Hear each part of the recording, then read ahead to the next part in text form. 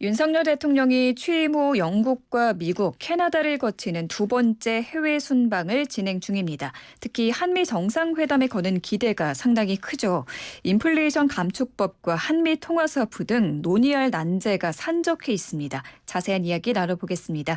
이정환 한양대 경제금융학부 교수 전화 연결돼 있습니다. 교수님 안녕하세요. 예, 안녕하세요. 네, 윤석열 대통령이 이제 유엔 총회 참석을 위해서 미국 뉴욕에 도착했다고 하는데요. 먼저 이번 해외 순방의 의미 어떻게 볼 수 있을까요? 제가 정치학자는 아니어서 좀 경제학과 교수이기 때문에 모든 의미를 다 담을 수는 없겠지만요. 기본적으로 이번 순방은 흔히 말하는 우방이라고 그러죠. 자유민주 국가에 대한 어떠한 의식, 유대감 강화가 1번이라고 이야기하고 있고요. 이에 따른 경제 협력 관계 논의가 그 두 번째라고 지금 알려져 있습니다. 그러니까 결국은 저도 정책자가 아니라서 이제 의미를 파악하기는 좀 어려운 부분이 있는데, 영국에 갔다가 이제 미국에 도착하면서 결국 유엔 총회가 있고 총회 발표를 하실 거고요. 대통령이 발표를 하실 거고, 이 사이에 이제 한미 정상회담 그리고 한일 정상회담이 예정돼 있는 걸로 알고 있습니다. 그래서 아까 말씀하신 대로 한미 정상회담에서는 그런 경제 안보의 어떤 협력적 관계에 대한 논의, 흔히 말하는 인플레이션 감축 법안에서 정치 배터리 관한 문제라든지 아니면 한국 외환시장이 조금 흔들리는 상황에서 한미 통화 서프에 관한 내용들이 좀 다뤄질 것이라고 생각을 하고요. 일본과 사실은 한일 정상회담은 오랜만에 있는 일인데, 한미 정상회담 한 번 했고 오랜만에 있는 일인데, 흔히 말하는 예전에 이제 흔히 말해서 사이가 좀 안 좋아지면서 단절됐던 경제 관계를 어떻게 회복할 것이냐, 이런 것에 대한 논의가 좀 따르지 않을까라고 생각하고 있습니다. 예전에 사실 반도체 부수화물 이런 것들을 수출을 일본이 금하면서 여러 가지 갈등들이 야기가 됐는데, 이런 갈등을 해결하고 흔히 말하는 글로벌 공급망 내에서 한일 관계를 다시 원상 복귀하고, 이래서 이제 협력적인 관계를 구축하는데 어떻게 노력할지, 경제적인 차원에서는 아마 이런 논의가 많이 다뤄지지 않을까라고 생각하고 있습니다. 네. 그런데 보통 대통령 해외 순방에는 경제사절단이 같이 가지 않나요? 예, 민간 사절단이 이번에 같이 갔다라고 보통 생각하시면 될 것 같고요. 영국에는 사실은 이재용 삼성전자 부회장도 가시고, 그 다음에 이제 미국에는 최태원 SK 회장도 가는 이런 스케줄이라고 알고 있고요. 이렇게 경제 사절단들이 사실은 민간 외교력 역시 상당히 무시 못할 수준이거든요. 왜냐하면 결국은 이 삼성전자와 SK 하이닉스가 반도체를 만드는 회사인데, 사실은 반도체는 경제 안보의 핵심이라고 이야기하고, 글로벌 공급망 내에서 이 경제 안보를 위해서 이런 반도체 공급망 유지하는 게 너무나도 중요해진 상황이라, 이러한 민간 외교단의 어떤 경제적인 힘 혹은 그리고 외교력 역시가 굉장히 중요해진 상황이라고 말씀드릴 수 있겠습니다. 그래서 이제 이렇게 교칙 방안을 하면서 민간 이런 결국에는 통상 논의도 있고 어떤 교역 논의도 있고, 사실은 SK 같은 경우에는 지금 배터리를 이제 결국은 수출을 해야 되는 상황인데, 이 배터리 수출 문제가 어떻게 보면 여러 가지 관건, 그러니까 한국 차에 배터리 공급하고 한국 차가 이제 전기차가 돼서 잘 수출을 해줘야 되는데, 이런 문제들이 겹쳐 있으면서 사실 공식적으로는 정확하게 이야기하기는 어렵지만, 이제 민간 경제 사절단이 가서 여러 가지 노력을 해서 산정한 문제들, 아까 말씀드린 인플레이션 감축 법안이라든지 지금 사실은 엑스포 때문에 간다라고 이야기하는데, 여러 가지 안건에 대해서 논의가 있지 않을까라고 생각하고 있습니다.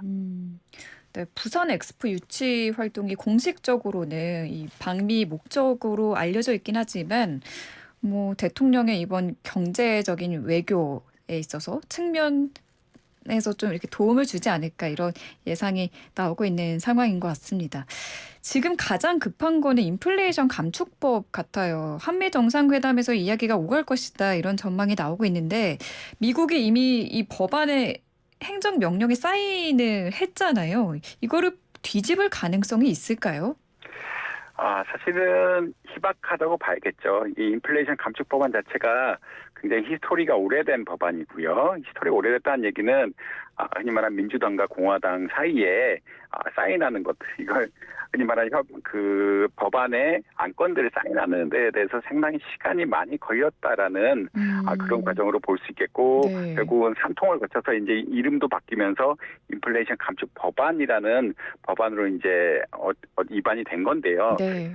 사실 이렇게 역사적인 과정을 생각해 본다 그러면 우리나라 이미 사실은 이 배터리에 관한 문제, 그리고 전기차 생산에 관한 문제는 이미 법안에 기록이 되어 있기 때문에 사실은 당장 고치긴 힘들다라고 보시면 될 것 같고, 뭐 노력은 하겠지만 뭐 고치기 힘들다는 게 여러분들의 평가인 것 같고요. 네. 두 번째 문제는 이제 또 선거가 남아 있는데 이 법안을 뭐 함부로 손대기가 좀 어려운 상황이다. 민주당 11월 이제 흔히 말하는 총선이 있는데 민주당이 이기려고 열심히 노력을 할 텐데, 민주당이 이미 협약한 어떤 법안들에 대해서 또 바꾸거나 개정한다는 거는 뭐 일종의 무리수가 굳이 안 해도 될 일들 하면서 뭐 흔히 말하면 인기를 깎아먹거나 할 수 있는 이런 케이스가 발생하기 때문에 개인적으로는 바뀌기가 어렵지 않나라고 생각하고 있습니다. 이미 법안이 입안돼 있어서 규정은 나와 있고, 그다음에 이 법안 자체가 굉장히 오랜 히스토리를 거쳐서 산통 끝에 나온 법안이기도 하고, 그다음에 선거가 이렇게 있기 때문에 네. 직접적으로 이번 뭐 한미 정상회담에서 이것을 바꾸거나 뭔가 바꾸도록 노력을 한다는 이야기는 할 수 있겠지만, 직접적으로 바꾼다라는 어떤 협상 결과안은 나오기 어렵지 않을까라고 예상하고 있습니다. 이번 정상회담에서는 그런 좀 긍정적인 이야기가 나오기는 어려울 것으로 전망하셨는데, 그러면 만약에 11월 그 미국의 중간 선거가 끝나고 나서는 좀 이 인플레법을 개정할 가능성은 어느 정도나 있을까요? 그거는 이제 결국은 선거 결과에 따라서 좀 영향을 받지 않을까라고 예상을 하고 있고요.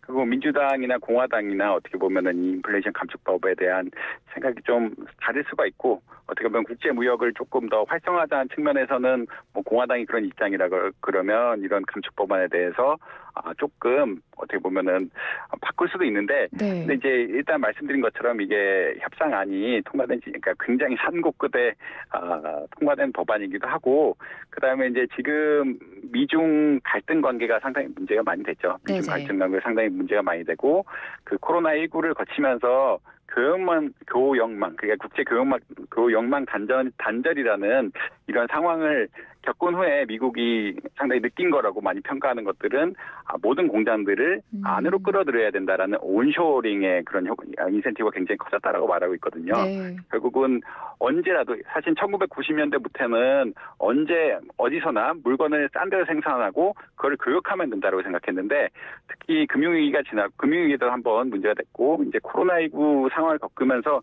실제로 교역이 단절되고, 이에 따라서 미국의 인플레이션 상황이 굉장히 안 좋아지고, 이것이 선거에까지 미치는 영향을 정치권들이 고민하게 되자 결국은 전반적으로는 모든 공장들을 미국에 위치시켜야 된다. 특히 경제 안보 자산이라 그러죠.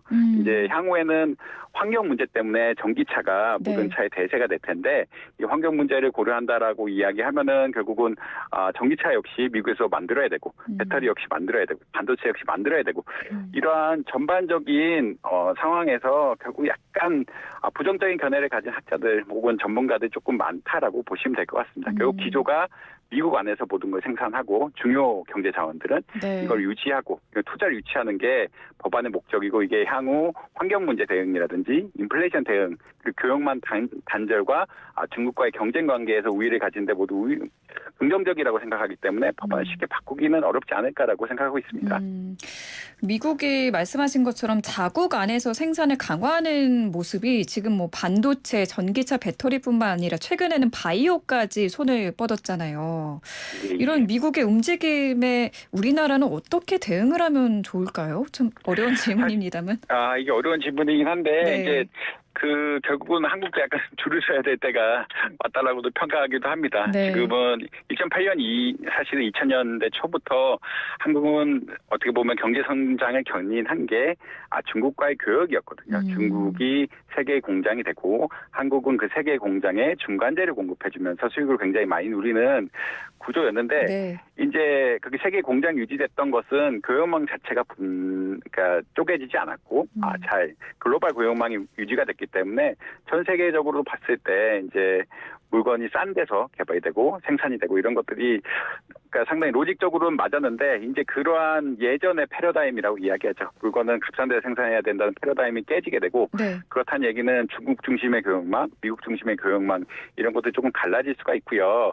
그렇기 때문에 약간 선택의 기로에 있지 않느냐. 그래서 한국이 미국 중심의 교역망으로 적극적으로 편입을 해서 이런 교역망 사실은 여기서 혜택을 얻고 물건을 팔고 하는 방향으로 가야 되지 않느냐라는 의견들도 사실은 많이 나오고 있는 것 같습니다. 아무래도 한국이 이제 기술이 중심이 되는 국가고 기술 제조업이 중심이 되는 국가고 기술 제조업의 기술들 자체는 미국 또는 일본이 많이 가지고 있기 때문에 어쩔 수 없이 그런 쪽으로 가야 되지 않냐라는 의견들이 사실 많이 나오고 있는 상황이긴 합니다. 근데 그렇게 하기에는 중국에 우리나라가 그 수출하는 시장이 상당히 크잖아요.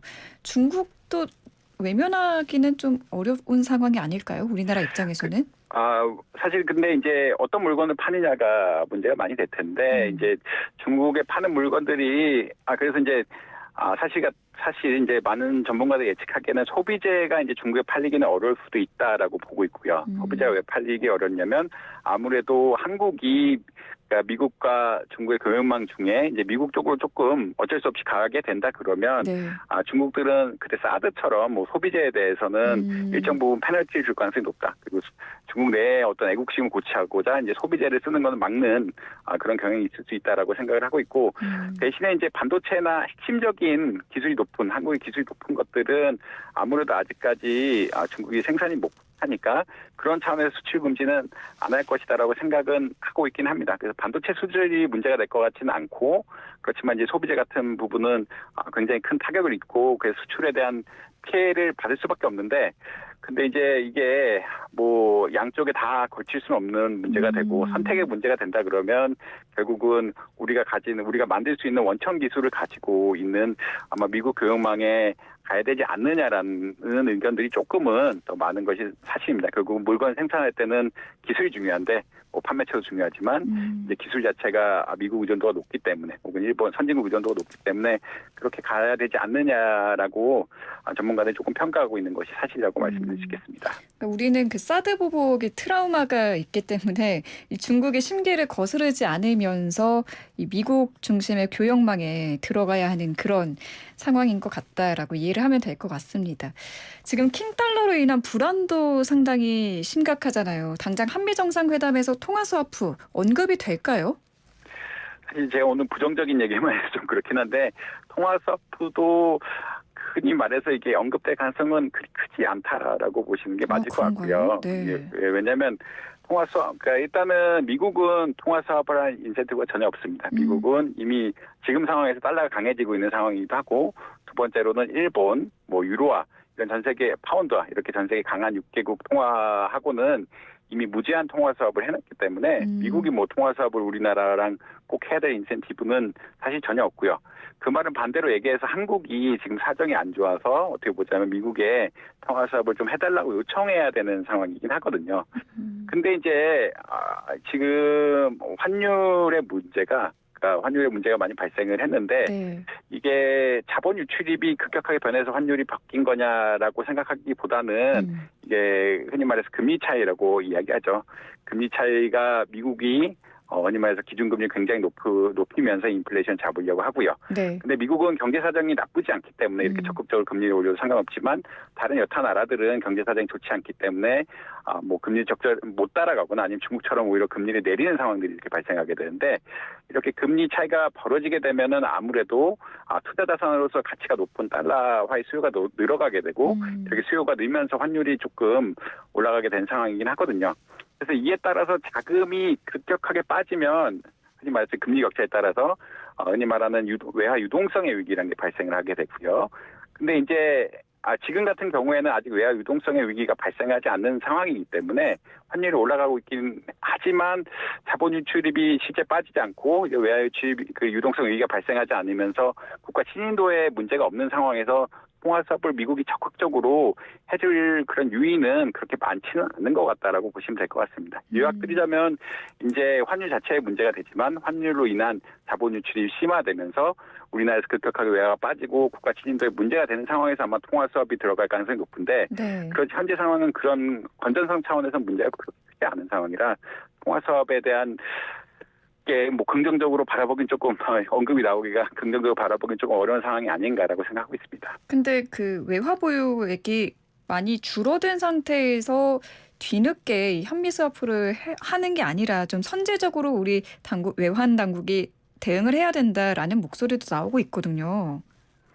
근데 이제 외환당국, 그러니까 이게 모든 협약이라는 게 상호적인데, 그러니까 그게 말하자면 상호적인데, 아까 말씀드린 것처럼 미국은 굳이 한국어 그쵸. 통화 수업을 해줄 이유가 없고요. 네. 근데 또 한국어 통화 수업을 하면은 다른 우방국들에 대해서도 통화 수업을 해줘야 되고, 그 달러 유동성들을 계속 공급을 해줘야 되는데, 그 통화 수업 자체가 이제 어떻게 보면은 그런 위기를 막는 이런 용도로, 그냥 글로벌 네트워크, 그 경제 안정망이라고 생각을 하고 있는데 그거에 대해서 그런 룰을 깨고, 그러니까 사실 2008년 이후부터는 통화수업은 글로벌 거시경제 안정망의 어떠한 수단으로서 활용된다고 생각하는데 네. 그런 위기 상황이 발생하지 않은 상태에서 통화수업을 해준다는 건 약간은 기대하기가 어려운 상황이라고 보시면 될 것 같습니다. 이게 결국은 네. 협약이라는 게 상호적인 거고 우리나라는 요청할 인센티브 많지만 미국은 과거의 어떤 그런 통화수업의 위상이라든지 이런 것들을 생각해 보면은 지금 굳이 통화수업을 해서 뭔가 한국의 뭐 편의를 봐주는 얼마나 혜택을 주는 이런 것을 할 인센티브는 그렇게 많지 않다라고 보시면 될 것 네, 같습니다. 미국 입장에서는 한미 통화 스와프를 당장 체결할 뭐 이득이 딱히 없으니까 뭐 이유가 없다. 뭐 이렇게 말씀해 주신 것 같습니다. 미국이 내일 FOMC 회의를 열고 기준금리 인상폭을 결정할 텐데 100bp냐 75bp냐 아직은 그래도 75bp 가능성이 우세하죠. 어떻게 보십니까? 예, 사실은 뭐 거의 대세는 뭐 75bp라고 생각하고 있고요. 한 75%뭐 이 정도 수준까지는, 그러니까 뭐 투자자들이 한 75% 정도는 뭐 아무래도 75 베이시스 포인트를 올리는 이런 금리 정책을 쓰지 않을까라고 예측은 하고 있습니다. 그렇지만 이제 어제 자료 같은 걸 보면은 장기채 금리들이 조금 오르기 시작했거든요. 네. 그러니까 미국 장기채가 3.5% 포인트의 이자율을 넘었다라는 그런 이야기들이 나왔는데 그 얘기는 어떻게 보면 긴축 정책에 대한 우려가 더 심해졌다는 이야기고 우려가 심해졌다는 이야기는 이번에 또 파월이 흔히 말하는 인플레이션 잡기 위해서 보다 적극적 시장에 충격을 주는 금리 정책을 쓰고 적극적으로 활용할 가능성도 있다라고 보시면 뭐 그런 의견들이 사실 나오고 있는 건 사실이고요. 그 기저에는 지금 아무래도 미국의 주택 시장이라보다는 주택 임대 시장이 흔히 말해서 어떻게 보면은 계속 임대료가 올라가면서 어떻게 보면 호황은 아니지만 계속 임대료가 올라가는 인플레이션 압력을 주는 상황이고 미국의 실업률이 계속 낮은 상태로 있고 노동 수요에 비해서 노동 공급이 부족한 이런 상황들이 계속되면서 임금이 올라가게 되고 임금으로 또 렌트, 흔히 말하는 임대료가 올라가게 되고 또 임금이 올라가게 되는 이런 부정적인 사이클을 조금 해결하고자 뭐 일각에서는 100bp, 그러니까 1%포인트를 올릴 수 있는 이런 금리 정책의 가능성도 있다라고는 보고 있는 것 같습니다. 그래서 여전히 뭐 이미 그 1%포인트 올리는 건 조금 1% 올리는 건 조금 과한 게 아니냐. 그래서 기존처럼 0.75% 올리는 그런 수준의 물가 상승 금리 인상 정책을 하지 않을까라고 예측하고 있는 게 대부분의 견해긴 합니다. 알겠습니다. 오늘 말씀 여기까지 듣겠습니다. 감사합니다. 예, 감사합니다. 네, 이정환 한양대학교 경제금융학부 교수와 함께했습니다.